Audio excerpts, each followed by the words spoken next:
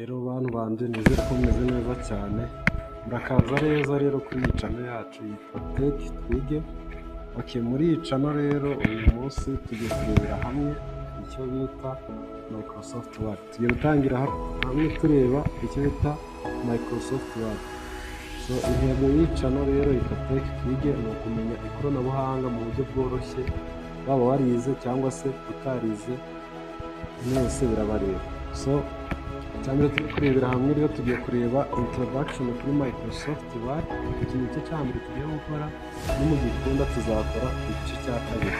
Tudatinze rero ushobora kwibaza ngo ese nakwiga Microsoft Word gute kandi nkaba nayimenya neza. Kumenya ubumenyi bw'ibanze ndetse no mu buryo buri advanced. Ikintu cya mbere turaza gukora, uraza muri mashini yawe cyangwa se no muri telefone, hari Microsoft Word zibazo no muri telefone. Ufungure Word yawe app, tegereze gato ibanze ifunguke. Muza hano ufungure black page. Murabona yuko black page ifungutse. Iyo imaze gufunguka rero, ubwo urabona hano turaza tugakanda hano kuri home. Aha kuri home niho tubona features zitandukanye. Murabona guca umurongo, murabona gushyiramo amabara mu nyandiko runaka n'ibindi bintu bitandukanye. Mbere y'uko rero dukomeza, dusapoze ko ushobora hano ukaba wakwandika ibintu byose bitandukanye uko ubishaka. Gusa ikintu tugiye gukora tukabwiriza wenda tugufashe agashaka kwandikira inyandiko tuzana hano muri Microsoft Word muri tutorial ya exercise. Turaza gukorera, turaza hano dufungure chat GPT yacu, natubwire ngo write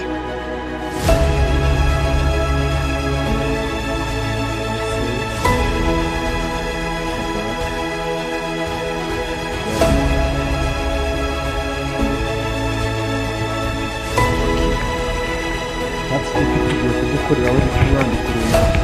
Iyi strategy nawe ushobora kuyikoresha igihe ufite ibintu wenda ushaka gukora kuri website imwe ubizana ku yindi, ushaka kubishyira muri Microsoft Word.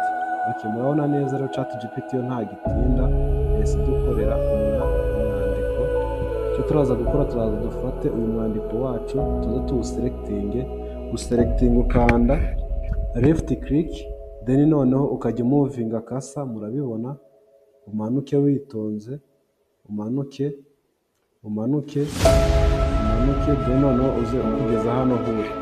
Kugira uno mwandiko wacu rero tuwukorere copy, uraza kuri laptop yawe ukande control, umanuze uyifate ukande C, control C. Nizere ko nawe wabikoze. Icyo uraza gukora ni iki? Uratuza ufungure ya Microsoft Word yawe kugira ngo uno mwandiko ushyire muri Microsoft Word, ukanda control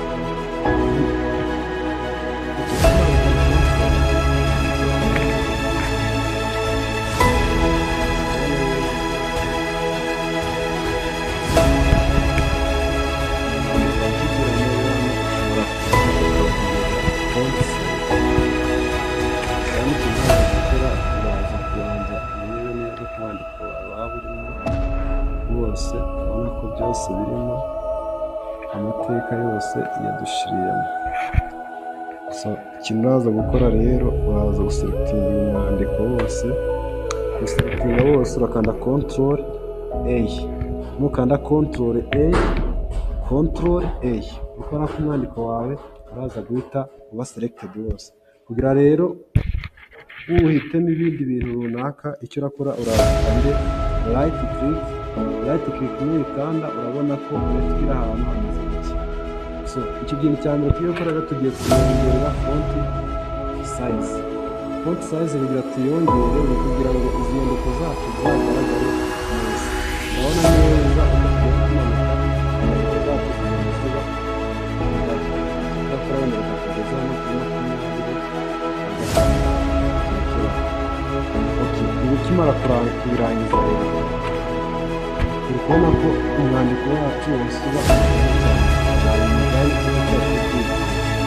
ikintu cya kabiri tugiye kwiteza rero, tugiye kuri icyo bita underline. underlining bivuga wenda ibikorwa bitandukanye noneho nurangiza tugiye guselectinga iyi title dushake tugiye duselectinge iyi title tuyishireho umurongo. Ukora iki rero? Icyo ukora uraza ukande left click ukande umuvinge kasa witonze hano. Nurangiza kubigenza gutya icyo urakora ni iki, ushaka kuza ugahita ubishyira kuri itariki bikaba gutya uba wanabiboldinze. Icyo urakora urahita uza kwa aka kantu kanditseho ngo u underline, akantu kanditseho u bishatse kuvuga ngo underline, urahita uza ugire gutya. Ukimara gukora underline gutya urabona ko umurongo wahise ujaho byihuse cyane, urabona ko wa murongo wagiyeho byihuse cyane. Ushobora kwibaza rero ngo uyu mwandiko wacu ushobora kuwukorera kuba wahindurira style gute? Style ndi kuvuga ni uburyo wafata izi nyandiko ukabona zanditse neza, mwese mujya mubona uburyo amabahasha aba yanditse. Umwandiko wacu rero tugiye kuwukora ugaragare neza nka ziriya nyandiko ziba zanditse ku mabahasha. Icyo urakora ni iki, urakanda control A, numara kwikanda ukande left click, yangiza uze hano murabona neza ahantu wakanda gutya nuhakiri kurabona ko baragurira style zitandukanye wakwandikamo uyu mwandiko wacu. Bitewe na style ikunogeye rero dusapoze nk'aka ga style, murabona ko wa mwandiko wacu uhisugira ute wese uhindura style. Murabona ko inyandiko zibaye nziza cyane perfect, urabona ko ari ibintu byiza. Bitewe rero na style wowe ushaka wayikoresha hano, then noneho ugafata uyu mwandiko wawe ukabasha kuba wawuhindura neza cyane. Dusapoze ko ushobora kuba uri no kwandika na dokima runaka muri Microsoft Word, nabyo wabikora gutya. Ikintu hano rero uri buze gukora ni iki, ukimara kurangiza guselectinga inyandiko yawe umaze kuyihereza style runaka wenda ushaka kugaragaramo, ikindi kintu wakurikizaho urakurikizaho ikintu bita gusevinga iyi document yawe. Mbere y'uko rero dukomeza no kureba uburyo twasevinga iyi document yacu muri Microsoft Word, ikintu nagusaba niba ugeze kuri uyu munota ukireba iyi video, kanda subscribe, ukande na like, then noneho nibigusohokera ubashe kuba wanatubwira muri comment ikintu twazavugaho ubutaha ukumva neza kuri Microsoft. Dukomeje rero tugiye kureba uburyo twagira utwo twasevinga iyi document yacu. Icyo turakora rero ni iki, urazana kasa, urabona hano ahantu handitse ngo file, urangiza ukirike utegereze gato, urabona ko hafungutse. Numara kwakirika uraza umanuke witonze uza hano handitse ngo save as, ahantu handitse ngo save as. Tuzanareba ari itandukaniro hagati ya save and save as. Ese bino bintu ubundi bakubwiye ngo save cyangwa se save as biba bitandukaniye? Urabona neza hano rero kuri home, kuri file ushobora kuza kuba printinga iyi document yawe, ushobora kuba wayisharinga, ukaba wakora n'ibindi bintu bitandukanye. Turaza hano kuri save as, ukakirika, nuhakirika baraza kuguhitishamo, ushobora gusevinga kuri OneDrive cyangwa se this PC, cyangwa se ukaza ugahitamo document. Wenda tuze hano kuri browse uhitemo document, duhitamo folder twebwe twahurira ko gushyiraho iyi dokima yacu. Icyo turaza gukora rero, turaza duhitemo hano kuri document tubishyira, turangiza cyo turakora waza hano hasi kandi handitse ngo save, handitse save uraza gukanda. Ariko hano hari akandi kantu, iyo uje ugakirika hano handitse ngo save as type, hano ni uguhitamo ubwoko urasevingamo cyangwa se urabikamo iyo dokima yawe.